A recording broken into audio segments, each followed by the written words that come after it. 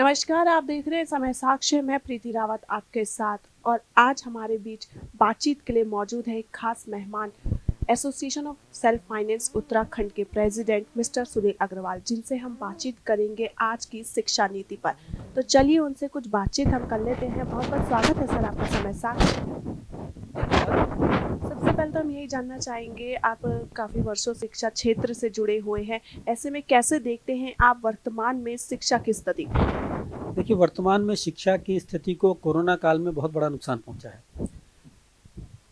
इस वक्त इस पोजीशन ये है कि बच्चों के स्कूल नहीं खुले।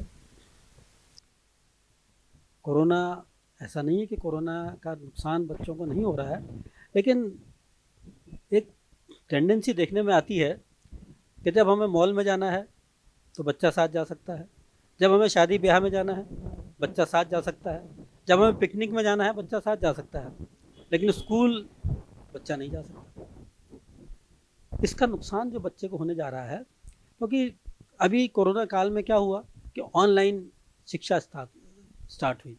ऑनलाइन के लिए भी हमारा देश पूरी तरह से तैयार नहीं था, और क्योंकि कई जगह नेटवर्क की प्रॉब्लम भी है, कई जगह कनेक्टिविटी की प्रॉब्लम भी है, और उसके लिए मानसिक रूप से ना हमारे परिवार तैयार थे। टीचर तो तैयार हुए, उन्होंने तो अपनी मेहनत की, लेकिन जनरली ये देखा गया कि एक बार ऑनलाइन से जुड़ने के बाद बच्चा किनारे हो गया। छोटे बच्चों की कहाँ बात करें, जो आपके थोड़ी बड़ी क्लास के बच्चे थे वो भी इससे जुड़ने के बाद किनारे हो गए। मतलब गंभीरता से इसको ऑनलाइन क्लास को नहीं लिया गया, और ऑनलाइन क्लास से ये समझिए कि क्लासरूम जो शिक्षा होती है ये इसका विकल्प कभी बन नहीं सकती, फिलहाल तो नहीं बन सकती। क्लासरूम शिक्षा में बच्चे के ओवरऑल, जिसे कहना चाहिए, व्यक्तित्व विकास की तरफ ध्यान दिया जाता है। ऑनलाइन में जो आपको पढ़ाया जा रहा है सिर्फ आप वही देख रहे हैं, लेकिन क्लासरूम में जब फेस टू फेस शिक्षा होती है तो आमने सामने एक दूसरे के एक्सपीरियंस जानते हैं और उससे बहुत कुछ सीखने को मिलता है। तो वर्तमान काल में शिक्षा में जो सीखने की प्रवृत्ति थी वो धीरे धीरे समाप्त होती जा रही है। मुझे कहने में कोई दिक्कत नहीं है कि आज की तारीख में पेरेंट्स ये चाहते हैं कि मेरा बच्चा अगली क्लास में तो प्रमोट हो जाए, वो पढ़े या ना पढ़े इससे मतलब नहीं है, क्योंकि जब तक बोलिए शिक्षा को सीखने से ना जोड़कर शिक्षा को जोड़ दिया गया है डिग्री से, और डिग्री को जोड़ दिया गया है नौकरी से, और यही सारी समस्या होती है। शिक्षा सीखने के लिए है। अगर कोई बच्चा कोई भी कोर्स करता है, उसने अगर सीख कर किया है तो वो नौकरी के लिए टंकियों पर नहीं चढ़ा करता। उसके अंदर कॉन्फिडेंस होता है, जो सीखा हुआ होता है, पढ़ा हुआ होता है, उसके अंदर कॉन्फिडेंस लेवल उसका बढ़ा हुआ होता है।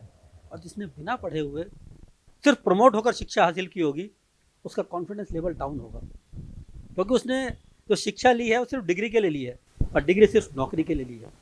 ऐसी स्थिति में जब नौकरी नहीं मिलती, क्योंकि आने वाला समय जो है वो और कठिन होने जा रहा है।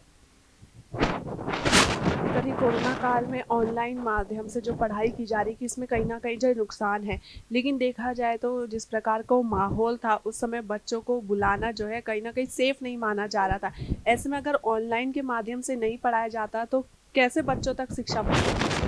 आपका कहना बिल्कुल ठीक है। मैं वही कह रहा हूँ कि एक समय ऐसा था जिस टाइम कुछ भी खुल नहीं रहा था, स्कूल नहीं खुल रहे थे तो सब कुछ बंद भी था, लेकिन उसके बाद जब मॉल खुले, जब आपके पिकनिक स्थल खुले, जब आपके शादी ब्याह के साथ साथ चुनाव जब स्टार्ट हुए, तो जब चुनाव हो सकते हैं देश में, मेरा कहना तो बिल्कुल साफ ये है कि अगर ऑनलाइन शिक्षा हो सकती है तो चुनावी कैंपेन ऑनलाइन क्यों नहीं हो सकता, वर्चुअल क्यों नहीं हो सकता। कैंडिडेट का बायोडाटा डालें, कैंडिडेट के अपनी पार्टी का मैनिफेस्टो डालें, उसके ऊपर चुनाव लड़ें। किसी ने बात की आज तक? ऑनलाइन शिक्षा की बात की, ऑनलाइन सब चीज़ों की बात की, ऑनलाइन इलेक्शन की बात किसी ने नहीं की। जहाँ सुविधा होती है वहाँ बात कुछ और होती है, और जहाँ दूसरे का मामला आता है वहाँ बात कुछ और होती है। मेरा साफ ये कहना है, मैं ये नहीं कह रहा हूँ कि कोरोना काल में बच्चों को बुलाया जाना चाहिए था। मेरा ये कहना है, जब आपने चुनाव की रैलियाँ बड़ी बड़ी कर दी, उसमें बड़े खुश होकर बताया गया कि इतने लाख लोगों की भीड़ इकट्ठा हुई, और बिना मास्क के बड़े बड़े चुनावी रैलियाँ भी की। उसमें ये समझिए कि बड़े बड़े रोड शो भी किए गए, सब कोरोना का खतरा नहीं था। उस वक्त किसी ने विरोध नहीं किया, उन पेरेंट्स ने भी विरोध नहीं किया जो आज ये कहते हैं कि स्कूल नहीं खुलना चाहिए। पर मैं एक सवाल आपसे पूछना चाहूंगी, जिस प्रकार से बच्चों को प्रमोट किया गया है, क्योंकि पढ़ाई जो है कहीं ना कहीं अच्छे से नहीं चल रही थी, कोरोना का कारण था, ऑनलाइन के माध्यम से बच्चों तक वो सब नहीं पहुंचा था जो एक फेस टू फेस टीचर से उनका इंटरेक्शन होता है। ऐसे में उनके भविष्य पर क्या असर पड़ेगा जो उन्हें प्रमोट किया जा रहा है? कहीं ना कहीं बच्चे तो खुश हैं इस बात से, लेकिन उनके भविष्य को लेकर कहीं ना कहीं एक चिंता जो है जाहिर। बहुत बड़ा असर पड़ने जा रहा है। पहली बात, जो चीज़ हमें आसानी से मिल जाती है हम उसकी कीमत नहीं समझते। प्रमोट होने का मतलब ये समझिए कि हमारे देश में एक और बहुत बड़ी कमी है, मुझे कहने में कोई दिक्कत नहीं है, कि हम सुविधा को अधिकार मान लेते हैं। अभी कोरोना काल था, भविष्य में कोई और समस्या आई, कहेंगे प्रमोट करो। प्रमोट करने की आदत अगर हमें पड़ जाएगी तो इससे आने वाला भविष्य बहुत अच्छा नहीं होगा। जब तक हम कोई चीज़, मैंने उसी बात पे आ रहा हूँ, फिर हम सीख कर कुछ करते हैं। शिक्षा सीखने के लिए होती है, शिक्षा डिग्री के लिए नहीं होती, शिक्षा प्रमोट करने के लिए नहीं होती।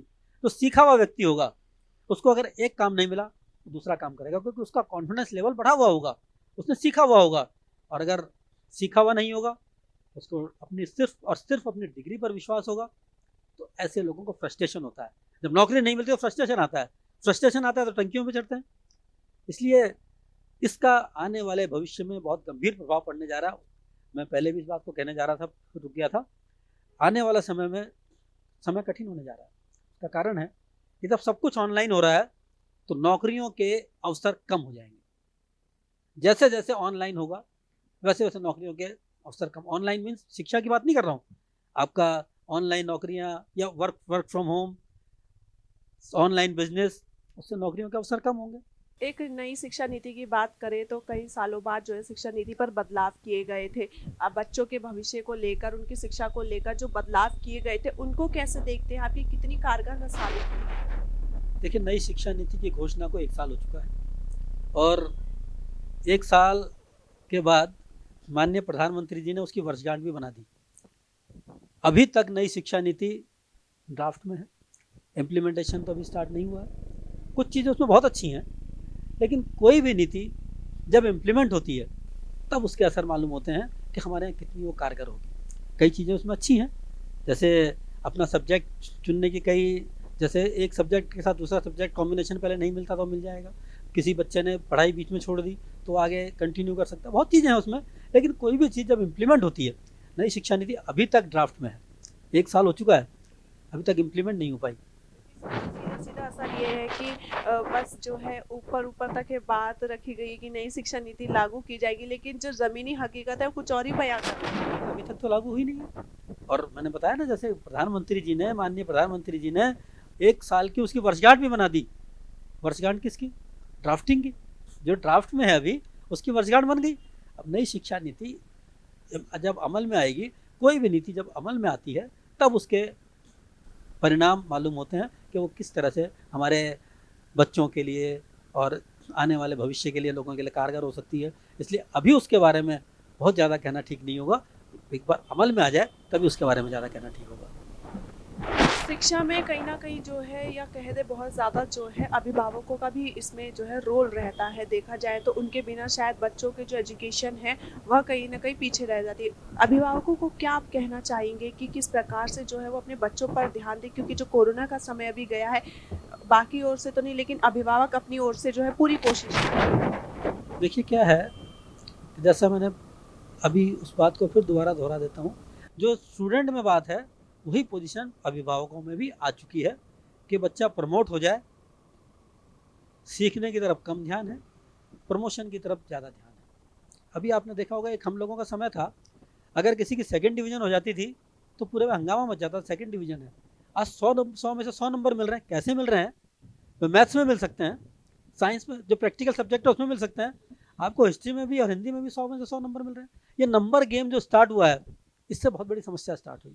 आज क्या होता है, अगर किसी बच्चे के 95 मार्क्स हो गए तो पेरेंट्स कहते हैं तेरा तो भविष्य खराब कर दिया, तेरा तो नंबर बहुत कम हो गए। तो ये अननेसेसरी दबाव जो नंबरों का है, ये भी ठीक नहीं है। इसलिए पेरेंट्स को जागरूक होना होगा। सिर्फ इसलिए नहीं कि स्कूल में पढ़ाई हो रही है नहीं हो रही है, बच्चा ढंग से घर में पढ़ रहा है कि नहीं पढ़ रहा है। एक समय अब ऐसा आ गया, शिक्षा का अधिकार कानून जो लागू हुआ है उसमें बच्चे का जो डिसिप्लिन था पहले वो स्कूल में होता था। माँ बाप कभी बच्चे को डिसिप्लिन में नहीं रख पाते थे। एक समय था राजा महाराजे भी अपने बच्चे को गुरुकुल में भेजते थे, आश्रम में भेजते थे कि वहाँ पर कुछ सीखेगा। शिक्षा के अधिकार कानून के बाद अगर पेरेंट्स, पहले क्या कहते थे पेरेंट्स स्कूल में मास्टर को कहते थे कि जरा इसको ठीक से ठोक पीट के रखना, ये घर में बहुत बदमाशी करता है। आज अगर किसी बच्चे को जरा सा कुछ कह दिया किसी टीचर ने तो अगले दिन हंगामा हो जाएगा, अखबारों में छपेगा कि शिक्षा के अधिकार कानून का उल्लंघन हुआ। तो ये जो डिसिप्लिन समाप्त हो रहा है इसका बहुत बड़ा नुकसान हो रहा है।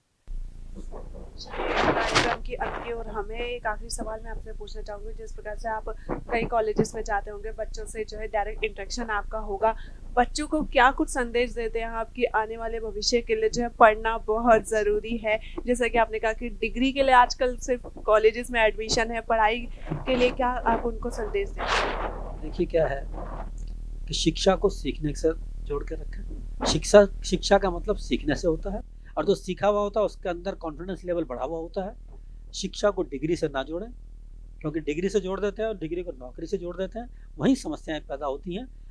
हम जब शिक्षा ग्रहण करते हैं तो हम अपने सबसे पहले अपने प्रति, हम किसी और की बात नहीं करते, सबसे पहले अपने प्रति जिम्मेदार बनते हैं। क्योंकि जब तक हम अपने प्रति जिम्मेदार नहीं हैं, हम कहते रहे हम देश के लिए बहुत कुछ करने जा रहे हैं, तब तक अपने लिए जिम्मेदार नहीं है। अपने को सेटिस्फाई जब तक नहीं करेंगे, अपने को सेटिस्फाई आप तब करेंगे जब आप ढंग से शिक्षा ग्रहण करेंगे।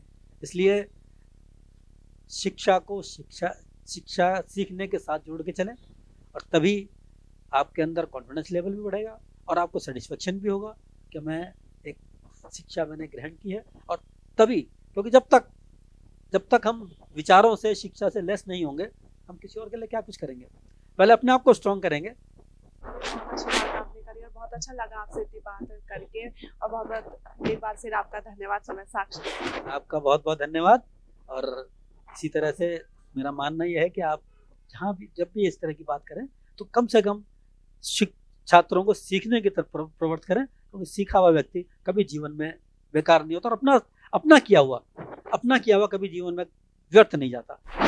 बहुत धन्यवाद। यह थे हमारे साथ अभी सुनील अग्रवाल जी, जिनका साफ साफ कहना है और बहुत ही अच्छा इनका कहना है कि अपने आप को एक सब जिम्मेदार बनाने के लिए सबसे पहले जो है ज़रूरी शिक्षा ज़रूर लें, सिर्फ डिग्री के लिए नहीं। क्योंकि आजकल के युवाओं में देखा जाए तो सिर्फ एक मात्र डिग्री के लिए कॉलेजेस जाते हैं, ऐसा नहीं है। पहले शिक्षा लें, उसके बाद ही आप आगे अपने भविष्य के बारे में कुछ सोच सकेंगे। ऐसे ही अन्य जानकारियों के लिए बने रहें हमारे साथ। मैं प्रीति रावत अपने सहयोगी राजेश के साथ।